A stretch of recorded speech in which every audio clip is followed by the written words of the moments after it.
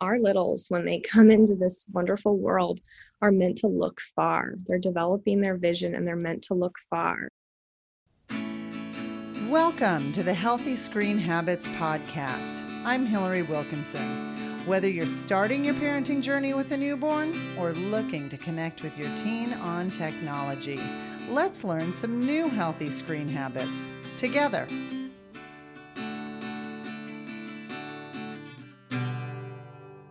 If you've been scrolling early childhood parenting social media, you may have been drawn to TechWise Littles. Their beautifully crafted aesthetic of calm colors and outdoor shots make their content reflect their Santa Barbara lifestyles and introduce you to the real-life moms behind the organization. Jennifer Strube and Kate Veer are the founders of TechWise Littles, an organization that's on a mission to help create confident, tech-wise parents raising healthy, tech-wise littles from birth. I am thrilled to have them both here today. Tech-wise littles, welcome to the Healthy Screen Habits Podcast. Hi, Hillary. Thank you so much for having us. We're really happy to be here talking with you. I'm Kay. I've been in education for 12 years now. I was first an elementary school teacher, and now I'm an educational therapist here in Santa Barbara. And I'm Jennifer. I've been in education for over 20 years now, both as a teacher and as a licensed family therapist. Excellent. So Jennifer, you have this kind of like dual superpower of being both an educator, licensed family therapist. How did this key into your starting TechWise Littles? Yeah, great question. So, Kay and I are both she's an educational therapist and I have this dual hat I wear. And we often work with middle school parents, a time where the teen brain is so entrenched in the tech world, everything from social media to video games. But as new moms, we saw the conversation around healthy tech seem to be starting a little bit too late, in our opinion. We thought it should start from day one. Okay, so that's what led you to target this. Your organization focuses on ages 0 to 5 years. So a lot of people do think, wow, I need to be starting those conversations that early. They're not aware of that. Yeah, it can kind of seem silly teaching tech to babies. But, by the age of 2, the average toddler's on screen over 2 hours a day. And so this really fueled Kay and I as new moms, because as parents, we saw our babies were just as fascinated with tech as the teenagers we work with. Right, right. Do you have specific thoughts surrounding video chatting? We definitely have thoughts about video chatting. It is the best form of screen time, and that is because it is interactive, but with someone who cares about the child on the other side of the screen, someone who knows the child, loves the child, and is going to have a shared experience with the child that's really special and powerful.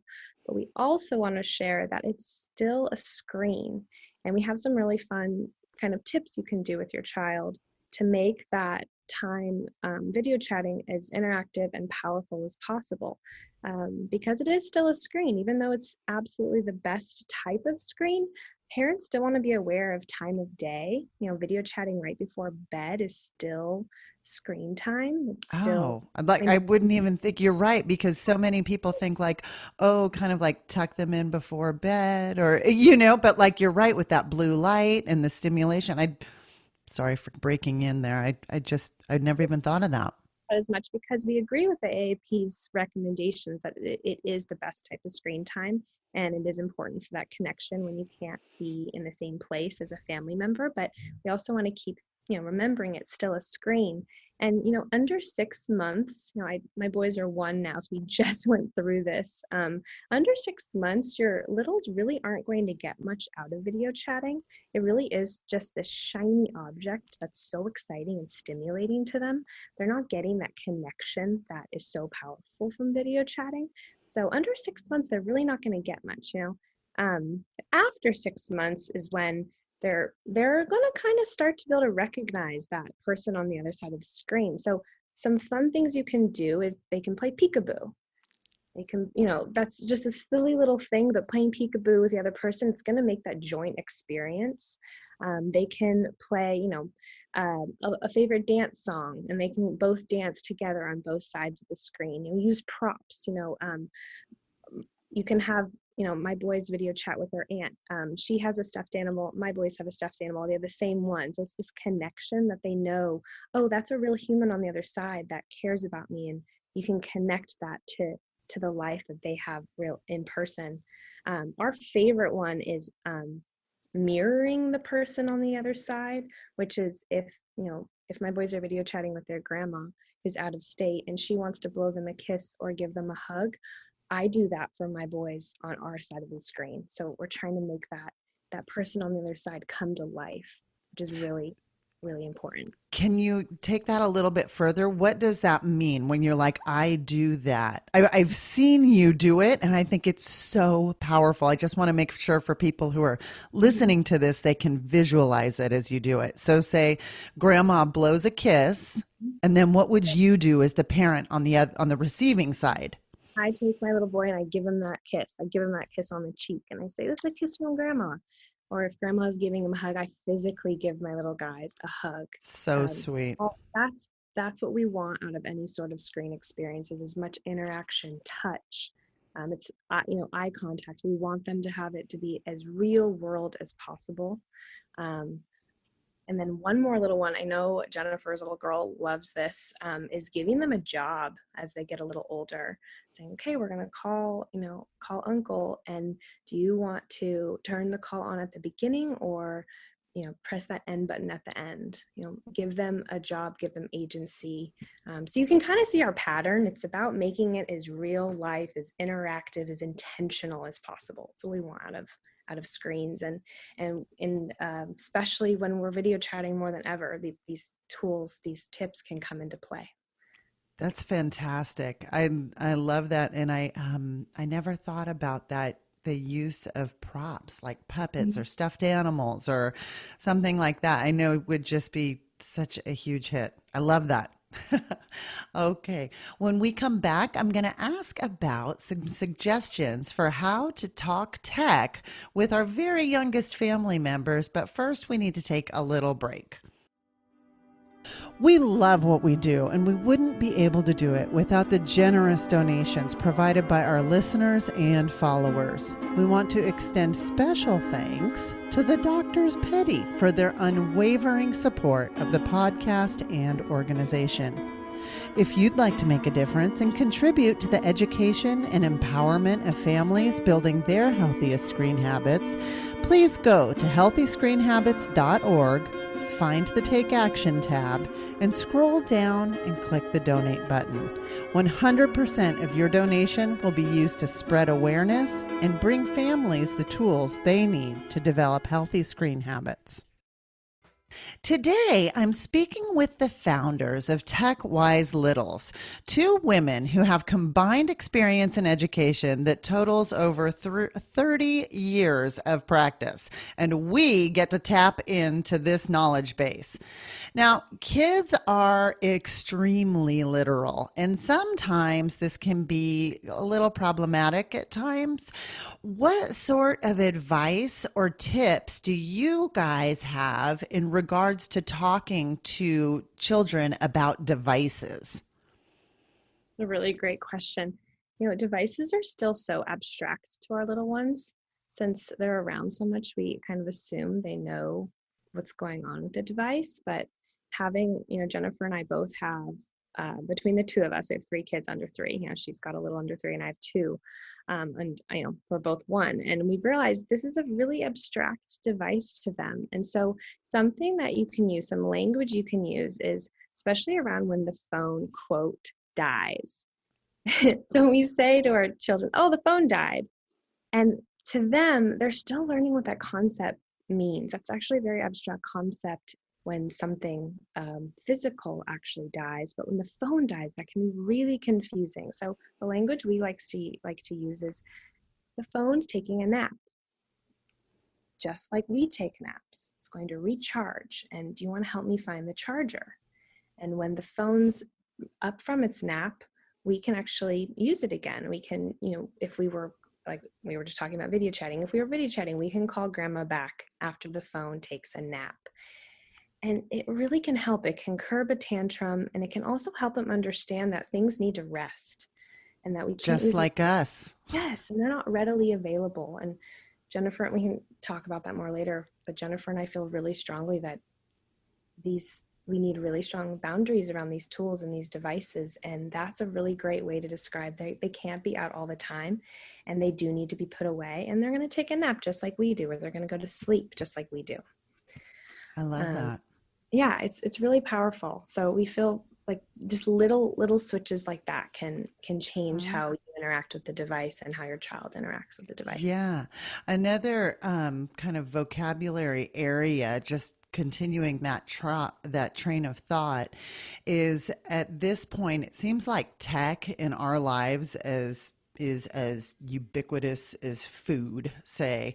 And one of the ways that we hear it discussed a lot is in terms of like digital nutrition, which is a term that was trademarked by a Jocelyn Brewer, who is a therapist and researcher out of Australia. I love the term, so I always want to give the person who coined it the correct credit. I think the reason also why this term resonates is because it's something we all kind of relate to, in that we all know about the importance of eating a balanced diet, and not all foods are created equal in their nutrition.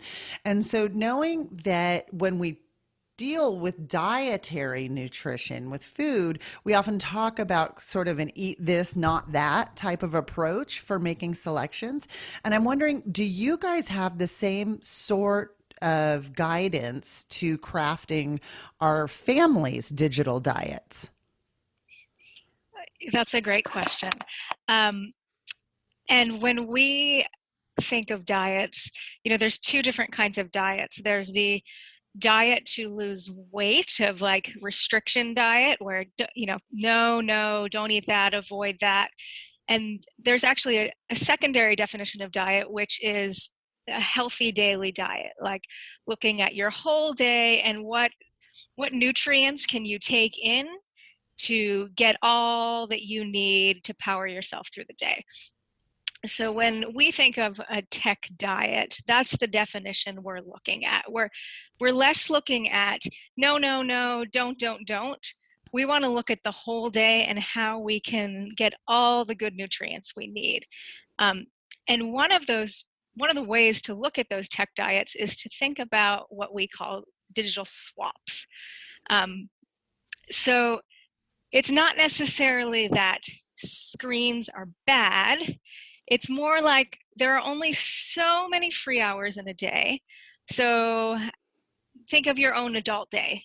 I can either spend my hours at work or on Netflix or YouTube or reading a book or working out or cleaning, meeting friends. There's so many ways you can fill the hours of your day, and none of them are bad options, but we don't have time for it every single day, right? And the same goes with our little ones. So when more screen time gets added to the little's daily diet, think about what gets swapped out. So when we swap in screens, what are we swapping out? And it's normally things like playtime or outdoor time or imagination or boredom or boredom's first cousin, which is creativity, which is so important, or reading or conversation or face-to-face interaction or touch or eye contact. You get what I'm saying, right? And all of those components in your child's day, in their daily diet, those are the things that are proven to boost their social skills, their learning, their cognition, their brain growth. And Those are kind of the broccoli and the blueberries. Correct. The superfoods. Those are the superfoods. So it's reframing it, rather than it's not bad screens, it's what good nutrients fall to the wayside because screens get swapped into the daily diet. Because those are those superfoods for your little one's heart and brains. Those are the nutrients they physically, emotionally, spiritually need for their brains and hearts to grow. Excellent. Yeah, I love the distinction that you make, because I think we have gotten, I don't know, I feel like we have gotten very judgmental around time online. And like you say, like where there's good time versus bad time. And I like how you're putting it on this continuum of it's neither necessarily good or bad per se, but it's within a range. Yeah, it's just looking at the bigger picture of when we swap this in, what are we swapping out? And then looking at that like you would your own diet on like a daily basis, a weekly basis, or a yearly basis. Like, in December, I plan to go to holiday parties. So I plan that December is where you're going to eat rich foods and probably drink rich drinks. And then January becomes more of a leaner time. People do something like dry January or vegetable January. Maybe some days are high screen days, and then you got to swap that. So, maybe you had a long travel day and you needed that screen to get through the long travel day with your little one. Well, when you land where you're going, then take the next few days off and swap that out and be where you are. But it's really looking at that bigger picture. I found TechWise Littles on Instagram. And one of the things I really like about your account is that you present really dense information in very absorbable amounts. Your tips are very doable, and you have really good tools that you can kind of mentally hang these ideas on. One of the ones that I like is you're keeping technology at bay, which is BAY. And could you spend a minute explaining that? Definitely. Yeah, we love that one. We are such firm believers that devices are adult tools, and we really would love, our big mission is to have that shift start from day one. Like you said, our mission isn't with older kids, it's the little ones. It's you bring your kiddo home from the hospital and you've already made this mental shift. You've already cultivated a strategy with your partner about how you're going to handle devices. And so this acronym that you mentioned that we love, BAY, stands for, and I can go into a little bit, B is for boundaries. Have them with your device. Now, I mean, we all know we need this for our own devices, obviously, as an adult. And it's something we all struggle with. But this is for your little. Like, you are the adult, you are in charge, and I will continue to go into our acronym, but you create the boundaries. This is your device. We think that a device can be a toy, and that your child kind of has the right to play with that toy. And this B is nope, it's your boundary. And then our A is it's an adult tool. It's not a child's toy. And our Y is you are in charge. The little one's not in charge. And something we like to think about, because it is kind of complicated, because our phone is out all the time. And Jennifer and I very much feel like this isn't a bad device. This isn't a bad thing. We don't want to call it bad. So we kind of like to think about it in a weird way. Kind of going back to the diet food piece is like a kitchen device, a blender or a knife. It's out all the time. My husband cooks a ton. He's always cooking. The boys are around. They aren't bad. Knives aren't bad. A blender isn't bad. But it's not theirs to play with. It's not their toy. It's not safe for them. Right. So we feel very strongly as the same about a device. They will learn about it. They will learn that we communicate with them, that we use them to talk to our family and friends, that we use them for work. There's so much good that comes from our devices. And there's so much good that comes from a knife, but I'm not going to go hand it to my 1-year-olds right now. So I think it's a really nice way to think about how we handle devices in our life. So boundaries, it's an adult tool, not a child's toy, and you are in charge. And we really hope that we can instill that in parents. That really is our mission from the day they come home from the hospital, because it's so overwhelming. And it's just, that's what we're trying to do here. And so we love that acronym too. You're doing a great job of explaining it all, why they need to be tools, not toys. So we're going to take a short break, and when we come back, I'm going to ask the experts at TechWise Littles for their healthy screen habit. At what age should I give my child a smartphone? How much screen time should I allow each day? What are the best filters to use on my family's devices? Sound familiar? These questions and more are answered at the Healthy Screen Habits website. We've curated the best articles, books, videos, and many other resources to help you figure out how you want to use technology in your life. Click on the awareness section to learn about the issues and dangers surrounding screen use. Then click on the tools page to download printables you can use with your family today, including the Healthy Screen Habits Family Technology Plan. Visit our website at www.healthyscreenhabits.org for the resources and tools you need to get started. We are back. I'm talking with Kay and Jennifer, the relatable mom therapists behind the program TechWise Littles. On every episode of the Healthy Screen Habits podcast, I ask for a healthy screen habit that our listeners can put into practice in their own home. I can't wait to hear yours. Oh, Hillary, there's so many.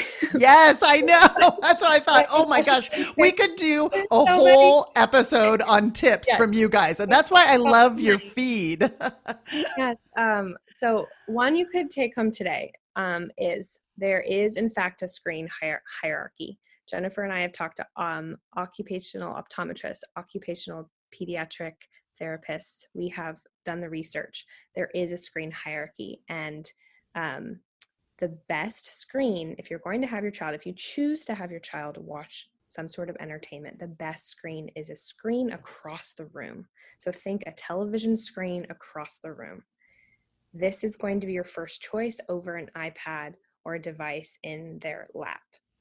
Of course, we could go into the type of content on the screen as well, but I'm going to keep it simple. Our big takeaway is there is a screen hierarchy.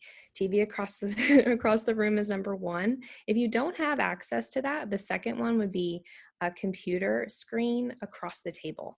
You can kind of see the theme here. You want the device not in your child's lap. You don't want them looking right down at it for a few reasons. But can you talk about those reasons? I'm really interested in hearing specifically about how you talked about speaking with pediatric optometrists or ophthalmologists. Yep, optometrist. Yes, she gave us a great insight that our littles, when they come into this wonderful world, are meant to look far. They're developing their vision and they're meant to look far. That's why we love posting up being in the outdoors, because they're meant to look at trees. They're meant to look into the sky. They're meant to be, being in the world. Our eyes are meant to develop that vision to see far. And these little eyes are developing 0 to 5, especially. It's such instrumental years that when they're looking near, you can imagine the brain, their eyes are going to adapt accordingly to what they're learning. So in those stages, their brains are being hardwired. So that's the important part about this 0 to 5 that exactly. I think gets glossed over. Exactly. They're adapting to what they know, and they're adapting to that experience they're having in those early years. So the more a little is looking at a screen really close, their brain, their eyes are going to adapt to that. So their eyes are going to change a little bit to look closer and have a little more nearsightedness. So again, there's so much nuance about all of this. And that's why Jennifer and I never say, this is how it works. It's around boundaries and routines and structure in your own home. But we've done the research and we know that a screen away is going to be the best screen. So that's kind of our big tip. So it would go TV across the room, computer across a table, and then what would be the next step in? If you are going to do a phone or a device, that's kind of where what is on the screen comes into play. The content does make a difference. So that would be our least preferred option. Okay. And I've also heard optometrists and ophthalmologists talk about when you're holding a screen, teach your children to hold their arms to make L's, not V's. So to keep that distance. So if you have somebody who knows their letters, it's 0 to 5, that's kind of an L versus a V might not make as big an impact on them. So no, but that is really important. You want to keep the distance from the child's. You never want a device closer to a child than their elbow to the tip of their fingers. that is like the safe visual distance for their developing eyes, because you're right, from 0 to 5, 90% of their brain growth is occurring. And all of these huge connections and neural pathways are happening. And this is the time more than any other time in your life where those early foundations for future predictors of success like resilience and adaptability and emotional regulation, they're happening now. So another reason why handheld tech is the least preferred for kids is mostly for mom's sanity, because those are harder to take away and have boundaries with your little, because it's much harder to teach your kid this is an adult tool rather than your toy when the kid is holding the tech. Okay, so if our listeners want to find out more about TechWise Littles, I'm going to link your account in the show notes. But are there any other opportunities to connect with you guys like you'd like to share? Yeah, we would love to connect with you, answer your questions, and be a resource for you. Right now, the very best way to do that is on Instagram. Our handle is TechWise Littles. And we post tips to try to make your life easier for you as new moms. If you have questions about early tech use, your own or your littles. Thank you guys both so much for being here today. Thank you.